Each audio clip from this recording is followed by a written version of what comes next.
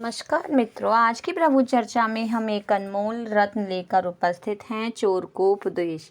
एक चोर किसी महापुरुष के पास गया। उन्होंने 4 आदेश उसे दिए। पहला यह है कि झूठ ना बोलो। दूसरे, जिसका नमक खाओ उसकी चोरी ना करो।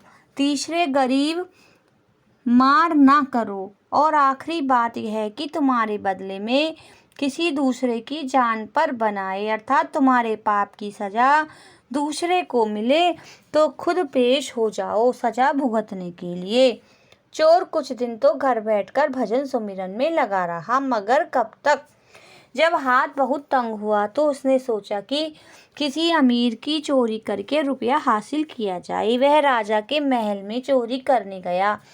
खूब सज धज कर आधी रात के समय वो वहां पहुंचा। वहां जो पहरेदार खड़ा था उसने पूछा, तुम कौन हो? उसने जवाब दिया, मैं चोर हूँ। दिल में सोचा, गुरु का हुक्म है झूठ नहीं बोलना। पहरेदार ने सोचा, आधी रात के समय कोई खास आदमी ही महल में आ सकता है और इतने अच्छे कपड़ों वाला चोर नहीं हो सकता। उसने उसे अंदर जाने दिया। उसने जाते ही चोरी का माल समेटकर एक जगह बांध कर रख दिया। तभी उसने देखा कि खाने की सामग्री पड़ी हुई है। भूख लगी थी, उसने खा लिया। अब वो माल कैसे ले जाए? गुरु आज्ञा थी कि जिसका नमक खाओ उसकी चोरी ना करो। इकट्ठा किया हुआ माल वहीं छोड़ वो बाहर आ गया। बाहर जो पहरेदार खड़े थे उन्होंने सोचा, यह शख्स महल में किसी से मिलने आया था, सो मिलकर वापस जा रहा है। सुबह जब राजा की आंख खुली, सारी चीजें बिखरी पड़ी थी।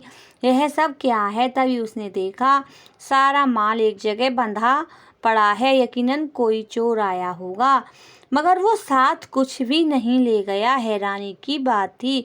उसने पहरेदार को बुलाकर पूछा, रात कोई आया था यहाँ? उसने कहा, जी हाँ, आधी रात के समय एक आदमी आया था। उसने कहा, मैं चोर हूँ।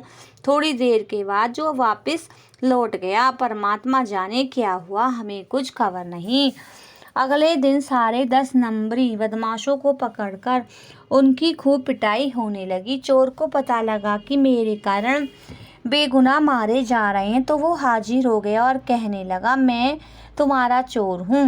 राजा ने पूछा, यह सब कैसे हुआ? चोर ने कहा, मैं उपदेश लेने के लिए अपने गुरु के पास गया। उन्होंने मुझे 4 आदेश दिए। पहला यह कि झूठ नहीं बोलना। चुनाचे जब पहरेदार ने पूछा, तुम कौन हो? तो मैंने कहा, मैं चोर हूँ। उन्होंने मुझे अंदर जाने दिया।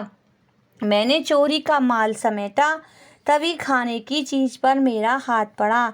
मैंने चक्कर देखा, खाया। अब माल कैसे ले जाता? गुरु का दूसरा आदेश था, जिसका नमक खाओ उसकी चोरी नहीं करो।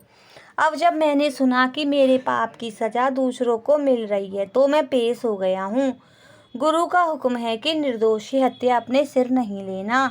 तुम्हारे पापों की सजा दूसरों की मिल रही हो तो खुद पेश हो जाना। सारा वृतांत सुनकर राजा ने कहा, तुम्हारा गुरु कौन है? मुझे भी उनके पास ले चलो। कहने का मतलब यह है कि गुरु आज्ञा के अक्षरशः पालन करने में तुम्हारा कल्याण ही कल्याण है।